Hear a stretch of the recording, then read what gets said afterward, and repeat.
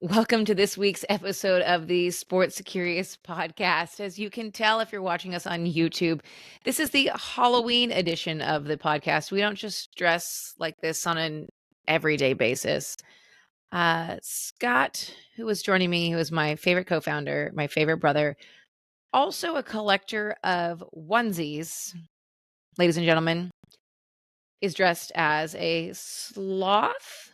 This is Describe a your sloth. outfit to the people who are not watching on YouTube. This is a sloth, and we don't dress like this every day, but I wish I could. I'm in a sloth onesie that I happen to have found. And I'm not sure if you've seen the previews. There's a movie called Slaughterhouse, which is Yeah. ends up being a killer sloth who was taken from the Amazon rainforest and forced to live in a sorority. Yeah, so I think you should probably go check that out. Is it out now? Is this an old movie? Is it Oh, new? it's new. It's out. I'm not sure I want to watch that. They pull the sloth from the rainforest for social media likes and clicks. The sloth doesn't like that. So the sloth tortures the sorority. So you're basically going as a serial killer sloth for Halloween this year? That's the theme of the podcast, yes. I mean, I'm just dressed as a taco. I've got my taco hat on, and my wonderful mother-in-law bought me this sweatshirt last year. Mm-hmm. And if you can't tell, it is sequin hot sauces. Perfect. I only felt like that was appropriate to wear with a taco hat. So, Is it a killer taco? depending on how much hot sauce you put on it, your stomach might agree it's a killer. It's dangerous. It's dangerous. I mean, it's no serial killer sloth in a sorority house, but it even has hands. 3 You have fingers. like little. Oh my gosh, you have sloth fingers. I do. I mean, if you're not, I feel like I need to take a picture of this so we can use it for social because that's the funniest thing I've ever seen. Because if you're not watching this on YouTube, you're really missing out this week. Let's get a shot of this real quick.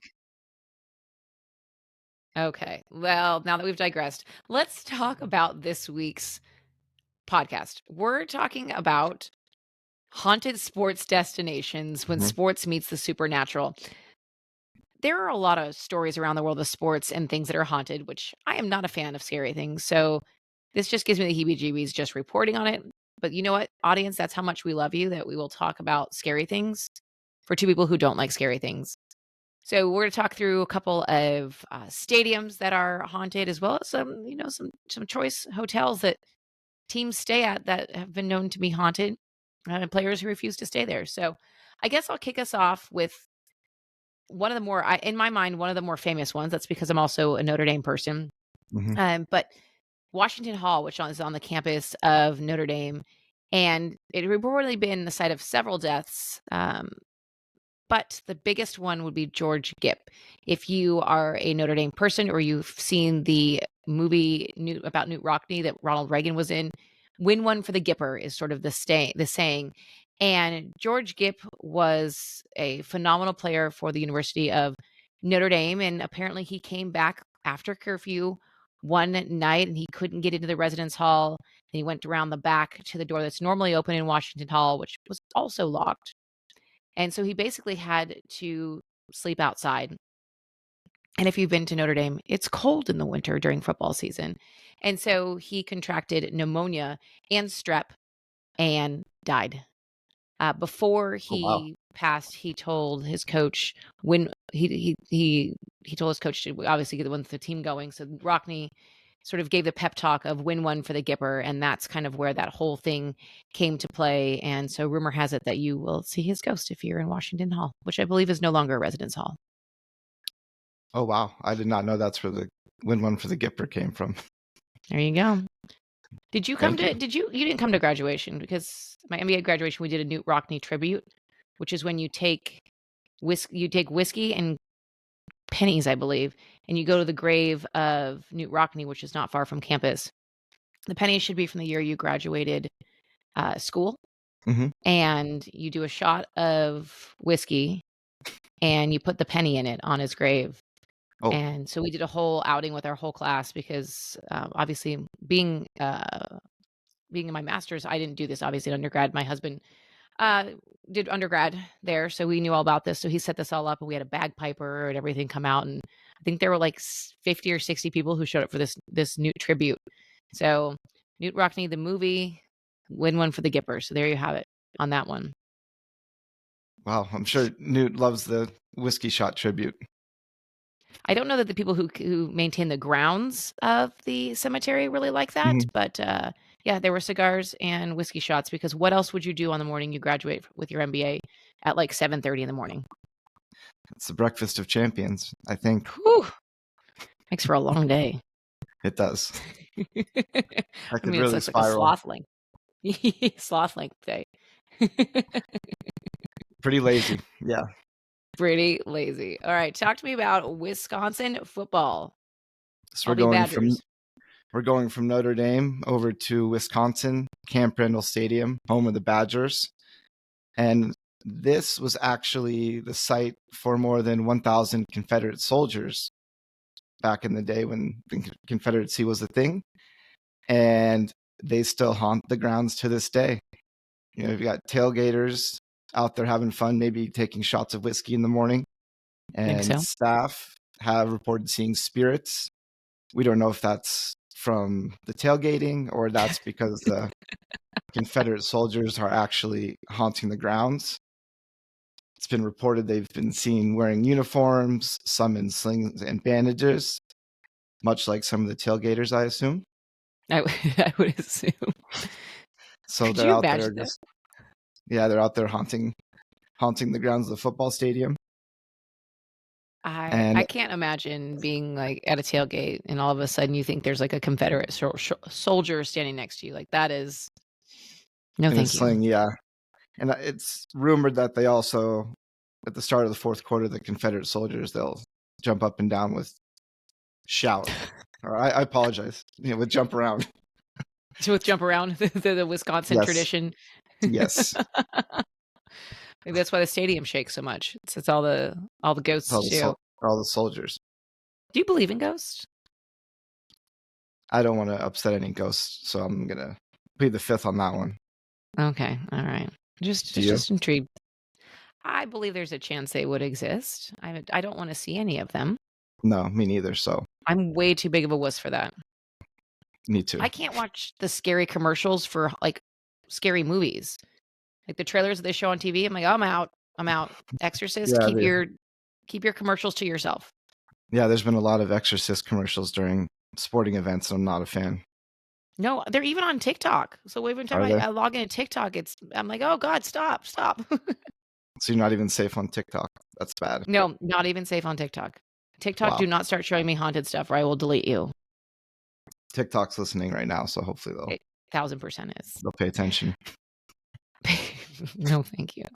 Uh, the next one on our list is the Hockey Hall of Fame, which is in Toronto. And it was a building that was formerly the Bank of Montreal, and a former employee named Dorothea shot herself in the bathroom in 1953. And visitors have reported seeing a woman with long dark hair in and around the second floor women's bathroom. I mean, nothing says go to the Hall of Fame and be remembered forever as a, Wayne Gretzky and also be spook your friends like Dorothea. So avoid the second floor bathroom, Apparently the apparently. women's bathroom. So these players are immortalized in the Hall of Fame and they're being tortured by Dorothy. That's They're all immortalized at this point.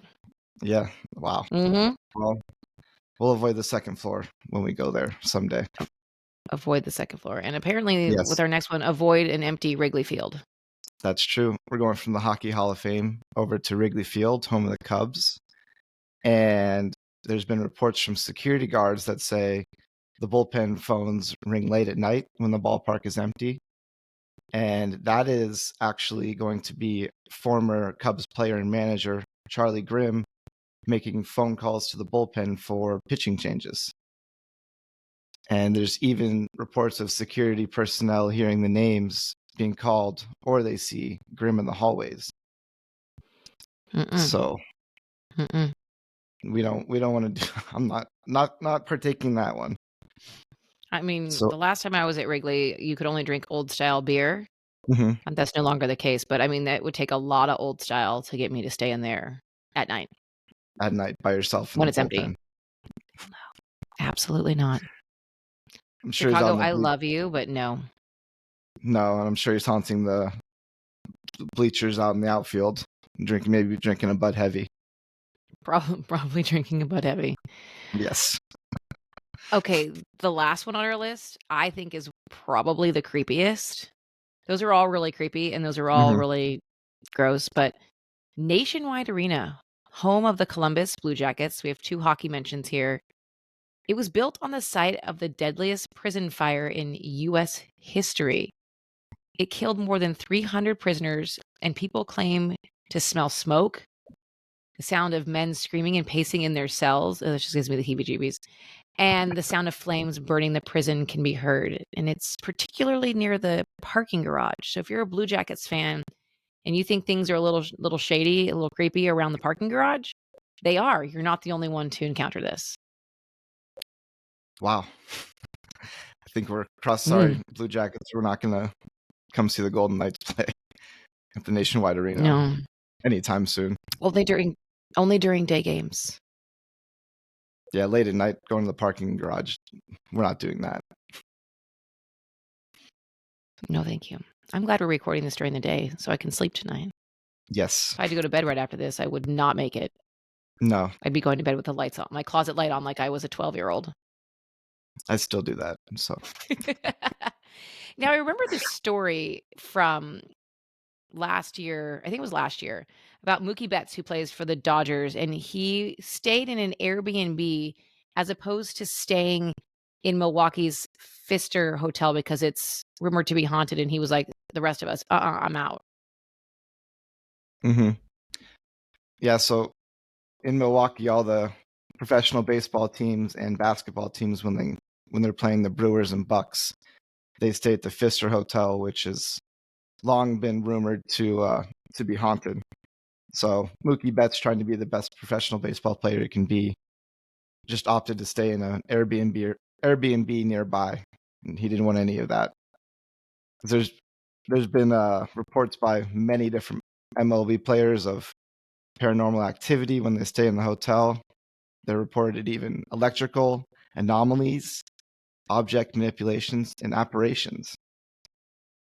Oh, So that's kind of a home field advantage for the Brewers and Bucks.